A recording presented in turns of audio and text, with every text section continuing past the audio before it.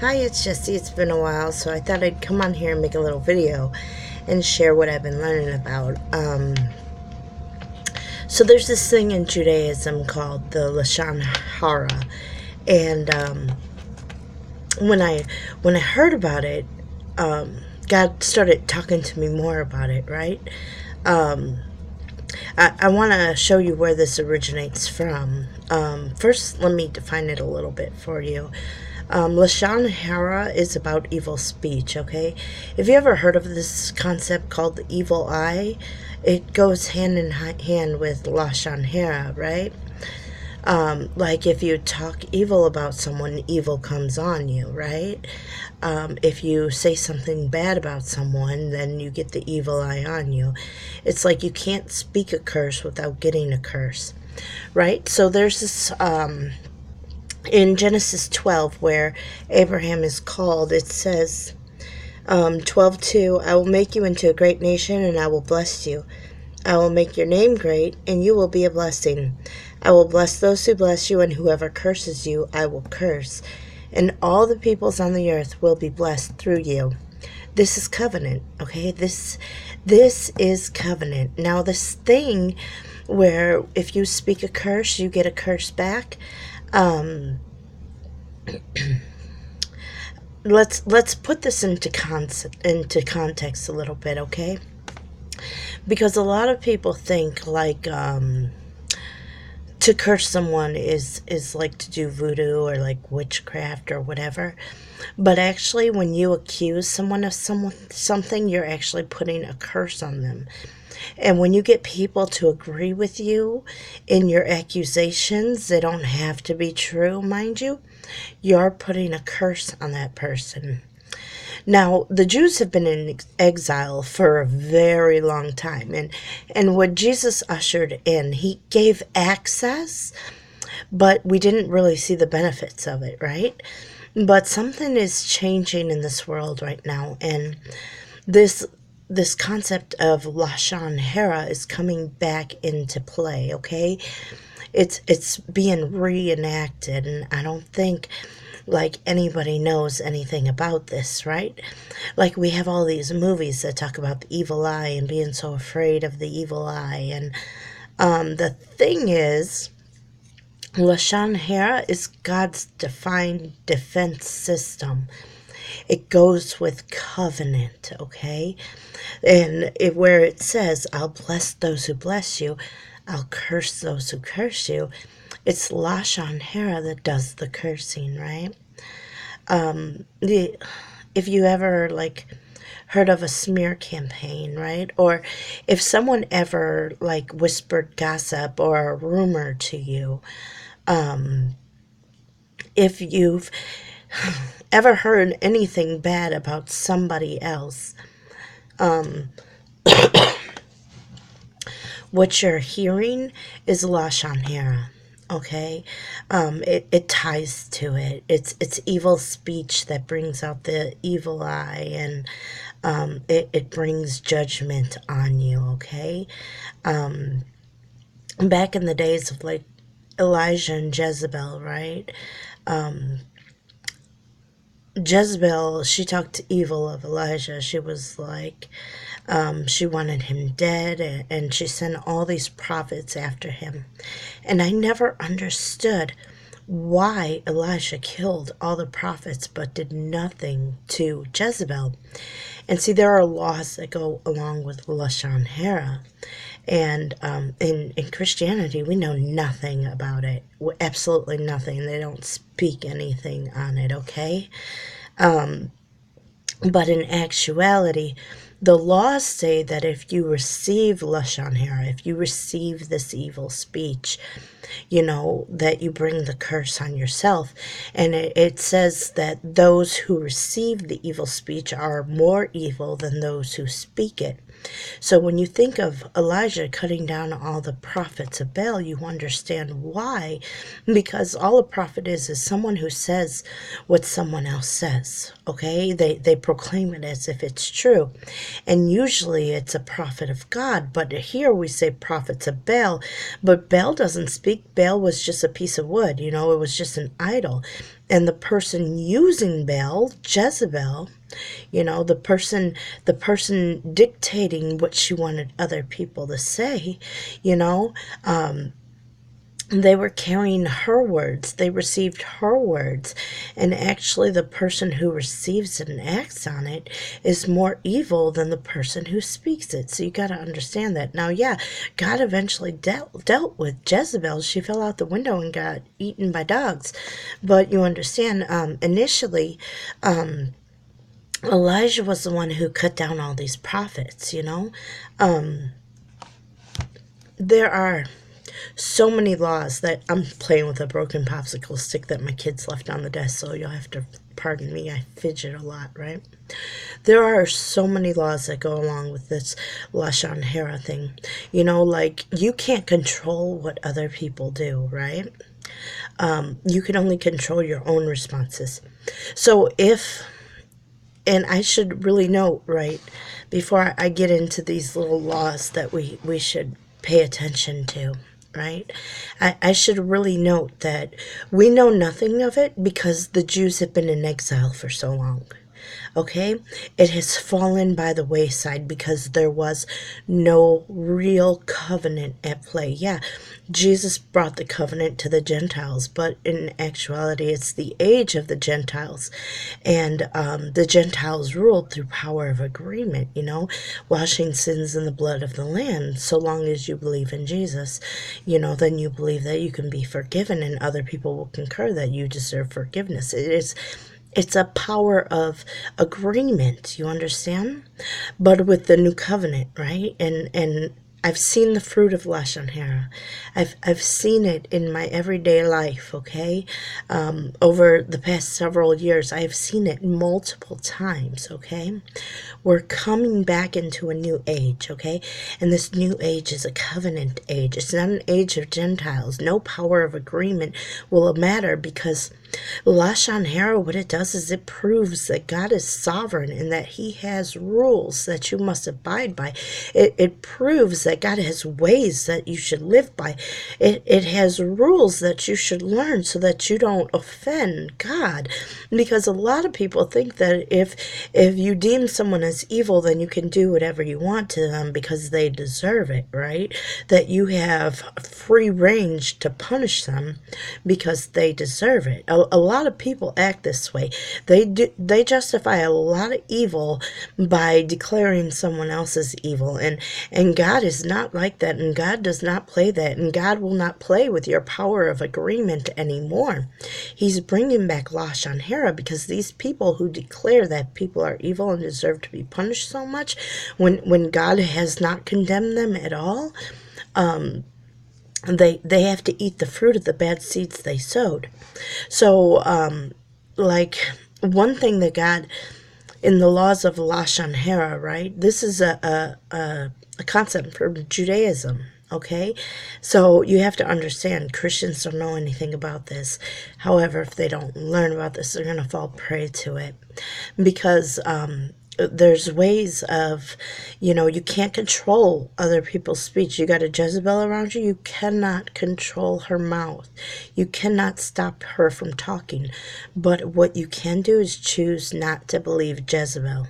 Don't believe anything someone says that's hateful about somebody else. It doesn't matter if it's true. Okay, Lashon Hara will get you. It doesn't matter if it's true or not true. Lashon Hara will get you. This is God's divine defense system. Okay, God is coming back in this age to prove his sovereignty over the world. So it's real important that you learn what these concepts mean and how to follow the rules. So long as you don't believe them and don't spread them, hold no judgment of the person speaking them. Just be aware that it is evil speech and reject it point blank. Believe in the blood of the Lamb, that, people deserve forgiveness, people deserve redemption, people deserve life, and we don't have the power to condemn people for their sins, okay? Only God can do that, right? And when you say that, be mindful, because certainly God is about to do that, okay? So this whole thing of Lashon Hara, right? If we hear it, this evil speech, we're to reject it, but even more than that, if you're sitting in a room where they're speaking Lashon Hara, where they're speaking evil speech against somebody else, the best thing that you can do is get up and leave the room. And if you can't get up and leave the room, then the best thing that you can do is to not believe them. And then the other thing that you can do is to disarm them and let them know that, hey, people need forgiveness, and neutralize their sword before they even get a chance to cut anybody. Because the first person that they're cutting with that evil speech is the person who receives that evil speech. Real important that you know that, Why is this applicable to Christians and to the rest of the world? Well, the rest of the world is really under the covenant of Abraham. Yeah, we say Christians, we say Muslims, we say Jews, but everyone is like under this covenant of Abraham. They've all adopted this covenant of Abraham, Yeah, the Muslims and the Jews, they fight over who's the rightful owner of the covenant, right? But that's besides the fact. The principle of covenant, and it remains the same, whether it's covenant with Adam and Eve, or with Noah, or with Abraham, the principles of covenant remain the same. God has a divine defense system for covenant, and that divine defense system includes curses, this hateful, evil speech. That's the reason why, if you're in covenant with God, you understand? If you're in covenant, then you're supposed to reject these things. You're supposed to acknowledge, that God is sovereign and leave things alone, right? God is sovereign. Don't take up that. Don't be anybody's horse. Don't let anybody ride you, because ultimately it'll cost your life. So some examples of what I've seen in these judgments, right? Lashon Hara, it will affect your body, right? It will make you sick. It will give you skin conditions, right? But that's not all. It'll affect your clothes. You'll get clothing. Why? Because in Judaism, everything you own is a part of you, And so if the curse goes into your house, then it's still afflicting you. You understand? You're still receiving the curse because it's in your house. Speaking of house, let me show you something, right? Let's see. You see this vent up here with the water damage around it? That, friends, is Lashon Hara. My bathroom is right above there. And typically, my bathroom doesn't leak, okay? But when someone is muttering evil speech, then it starts to leak. And the fact that it's in my house where I live, it tells me that the person speaking evil speech is in my house, or connected to my house, I kind of protect my family members. I can kind of hear things and cry out mercy, But when this happens, my only recourse is to pray to God and say, what is this, This is Lashon Hara. This is what Lashon Hara will do. It's like it'll plug up your drains, so that your drains don't drain properly, and there doesn't have to be any blockage there, because, as soon as I start praying to God and inquiring and asking for His divine assistance, it doesn't leak anymore. And I don't have to call a plumber or anything like that. It just stops all by itself. The curse is gone. You understand? And some people might think that I'm talking nonsense, that I'm talking crazy, but it's true. When I inquire of the Lord and ask Him for His help, yeah, my ceiling still has this mark on it, right?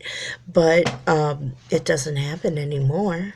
That was from a long time ago, and it was like a few weeks where I have 6 people in my house, and where when everybody took a shower, it was just steady leaking.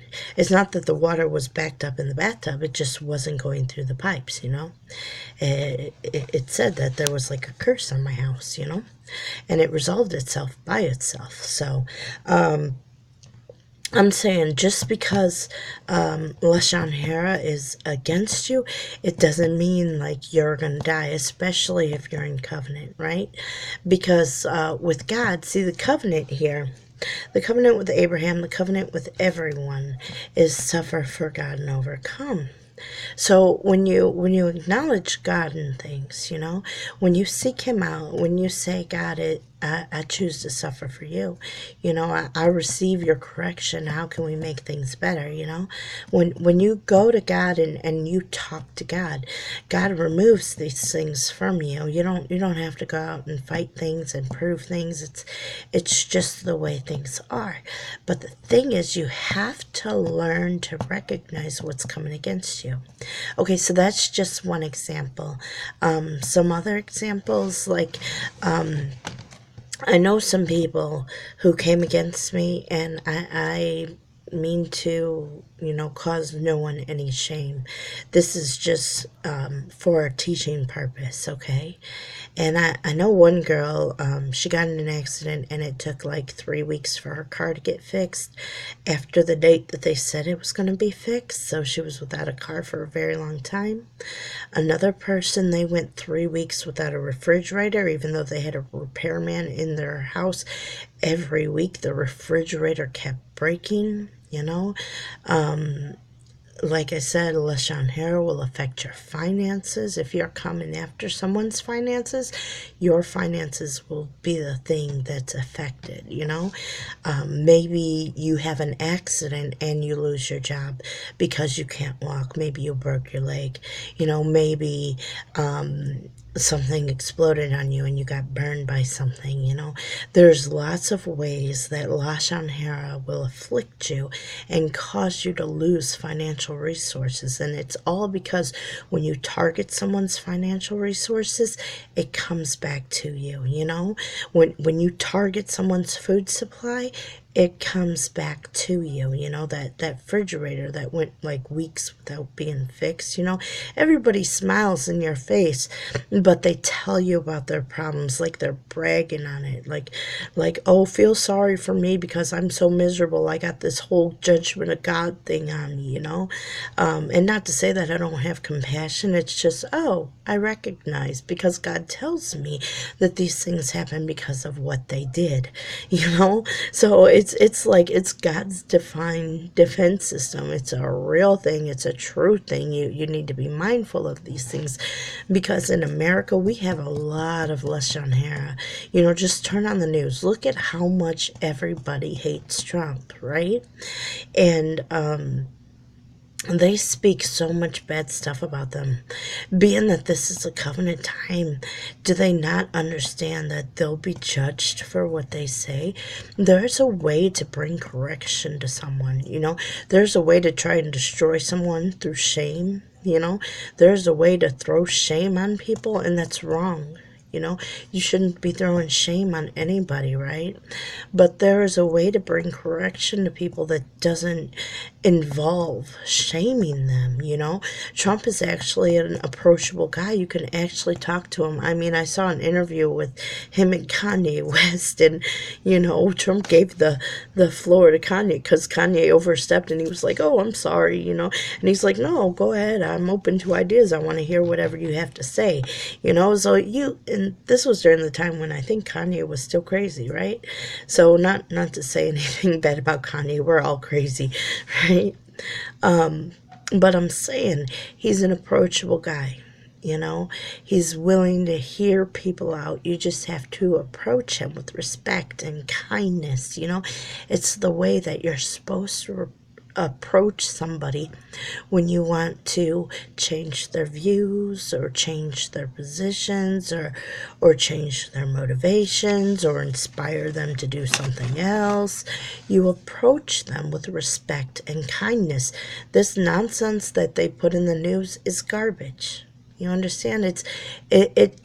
It's a reflection of where the world is today, and we should reject it, because the laws of Lashon Hara says that whoever receives evil speech is more evil than the person speaking it.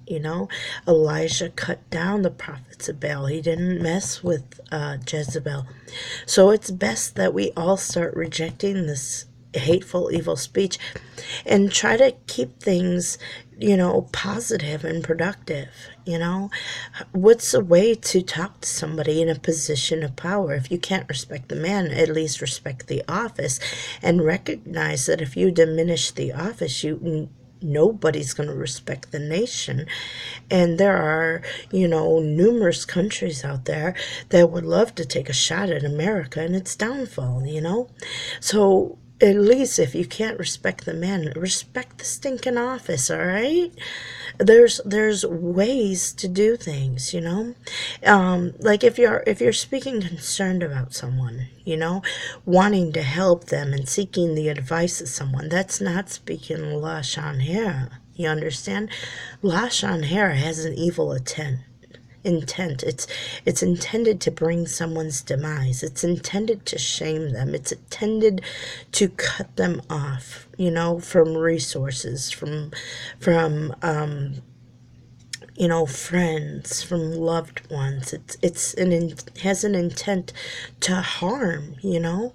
Make sure that your intent is for the good, and then when you speak things with concern, then you don't receive a curse for them. You understand what I'm saying?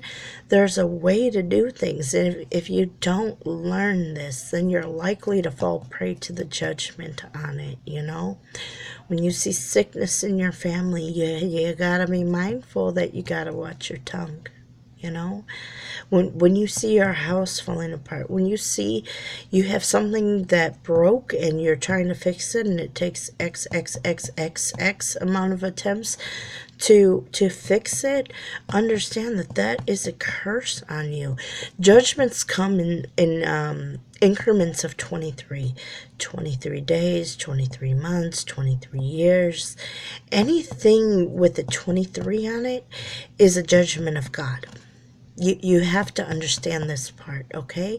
So look at your life, and if you see some things that, happened to you that carried out through 23s, understand that those were the judgments, and look at your behavior and think of how can you do better, because we're not winning popularity here. Lashon Hara doesn't care who your friends are. Lashon Hara doesn't care how popular you are. We're not going on the power of agreement here. We're going on the sovereignty of God, and God is coming to judge the nations, And the fact that, we're seeing Lashon Hara enacted again, we should understand that this is a tool for our preparation to receive the Father when he comes back again. I mentioned about Noah's covenant. Noah was, I've been listening to rabbis, right? Because I don't know, they just know what I know, and it's weird because I don't know. But Noah was supposed to bring down, God for everyone to know, Noah was supposed to be the light of the world. But Noah failed in his attempt to evangelize? Is that the word for it? And so when the Spirit was poured out on the world, God, he probably knew that the people weren't going to receive him, because he told Noah to build the ark before he, was getting ready to pour out his Spirit. So when God then poured out his Spirit, it came across as a flood, and it wiped out everything, right? So you have to understand something here. with Noah in this regard is that whenever God's putting up a covenant, whenever God's planning to bring his judgment, he puts up this covenant. And when he's bringing his judgment, what he's doing is he's pouring out a spirit. And if you can receive the spirit, you can live. But if you don't receive the spirit, then you'll be swept away. And mind you, God said that he would never again destroy the world with water again, with floods. But the next thing that's coming, and it's something that God showed me himself, was the whole world is going to be on fire, right? And Jesus said something about this. He said how he wishes it was already ablaze, right? But you have to understand this part. Just because something's on fire doesn't mean that it has to be consumed. Remember the burning bush with Moses, right? How the bush burned, but it wasn't consumed, right? And if you can ready yourself enough, then when God pours out his spirit, this holy fire that's coming on the earth, you don't have to be destroyed by it. You don't have to be consumed by it, but you need to be ready to behave the way that God wants you to behave. Jesus says, and I heard some rabbi talking about this the other day, how at the redemption men will neither be married nor given in marriage, how we'll have no desires. And the Jews say that this is because like Satan is going to be destroyed. They say my Hebrew is not so good. Yatsa, Hera, or I'm not sure what the word is. Okay, but they say that all the evil in the world is going to be destroyed when Messiah comes. And when you take away evil, you take away desire, right? And they say that like Jesus said, that man won't want relationships anymore. He'll only be interested in serving God and doing what God says. And I'd like to call this bull. Okay? I think that it's a concept that came out of Judaism. But if we look at people today, our forerunners are Christians, right? People filled with the Holy Ghost, people who have the fire of God in them, they get married. The Catholic Church, it forbids marriage, mind you, but that is their choice. And I think that it has something to do with this fact that at the redemption, men will neither marry or be given in marriage. But God has given us forerunners today. He's given us spirit-filled people that demonstrate what it means to carry the fire of God and not be consumed with it, how they live, I took this intercessory prayer class a few years ago. And one thing that the guy kept repeating over and over and over again was that we should reject offense. Don't take offense to anything anybody says, Try to see the good in all things, Try to be a good servant. Help others, and where when you don't know what else to do, you pray. You pray as much as you can. And of course you got to praise, right? Of course you got to praise God all the day long, There are ways to live, in actuality. God doesn't just pour it out all at once, because the world would be destroyed, and God will not destroy his entire creation, right? But he pours it out trickling, and the Spirit, the Holy Spirit, this fiery Spirit, it travels through touch, right? It travels through breath, and it travels through touch, how do I say? It's like they're showing us what the world will be like. And I'm not overly religious or zealous in religion or anything, but it's a fact. And these people aren't super religious. They just lead sanctified lives. You understand? So if you can get through this process, then you understand what life is like at the redemption, because they're not living from a point where they're waiting for something to happen. They're waiting for heaven to come down. They're pulling heaven down. It's a big difference, and we can all do it, right? How do I say? It is our responsibility to do it.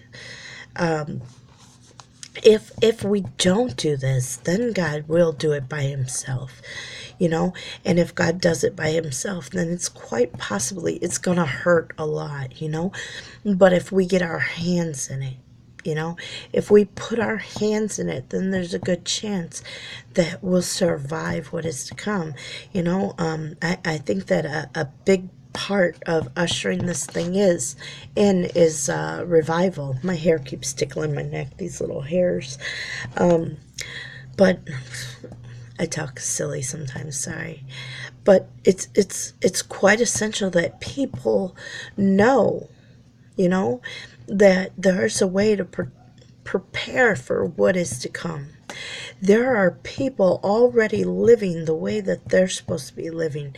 And while not everyone can live that way, some people will die in their sins. Some of us need to start the preparations now. No man can give up sin by himself. It's not easy. I know I have a horrible addiction with nicotine. Me and Marble Man go way, way back, okay? God knows I don't want to smoke anymore. And, one day he's going to deliver me 100%. It's going to stick, and that'll be it. But until that day comes, I do put God first, and I pray all the time for God to deliver me from it. And I believe that one day he will. Man needs God's help. I think this is part of why God gave me an addiction, because everything else was easy, right? Letting go of pain, is easy, right? But this whole addiction thing, this has me, wrecking my nerves. Like, God, why can't I do it? Why do I feel like my head's going to explode if I quit smoking for a day, Why is it so stinking hard? And I think that he showed me this so that I would know how hard it was for others who had these physical desires, who had these lustful desires, who had desires that I don't have. I don't really have a need to fit in. I don't really have a need for sensual pleasures like that.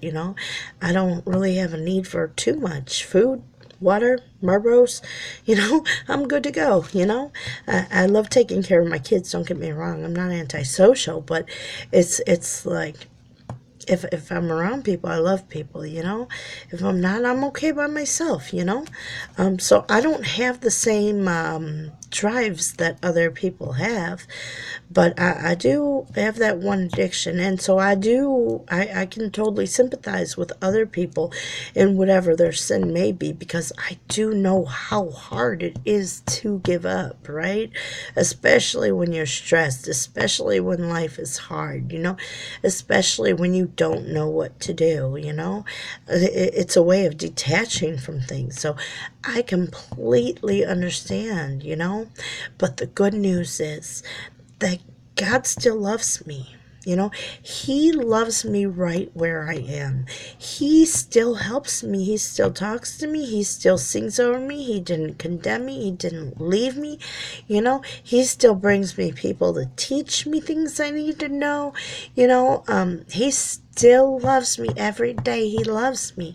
And when you understand that, when you can grow more in his love and less in the pain, not making misery your dwelling place, then it's easier to let go of sins, I got this little volunteer job, and I work it from like 9 to noon, or like 9:30 to noon every day. I used to do 9, but they told me I was coming in too early because they don't really start till 10.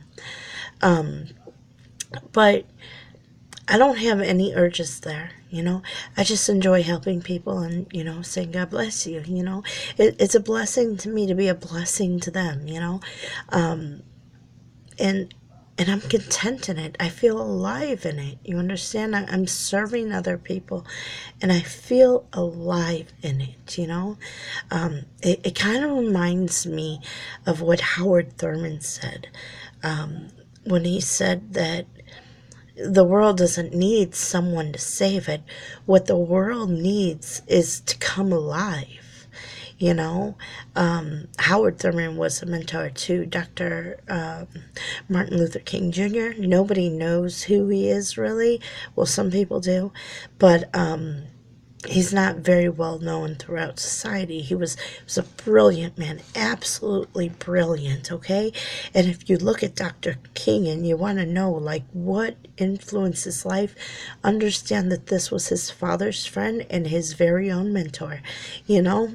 This man had wisdom, like, out of this world wisdom, you know? What the world needs is people to come alive, you know, come alive again. You don't know how? Guess what? One of the first things you can do, right, is ask God to help you, you know?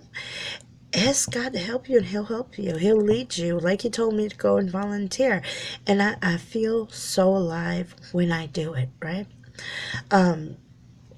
God will help you. He'll lead you. He'll help you to deal with those those sins that are holding you back. You know, those things that you really want to let go of, but don't know how because you're stuck in a rut. You know, or maybe you're still enjoying them. They haven't cost you enough yet. You know, but God, whatever point you're at in your life, you know, wherever you are, you gotta find God. You gotta make God a priority in your life. You gotta seek Him while He may be found, you know, because when He starts pouring out,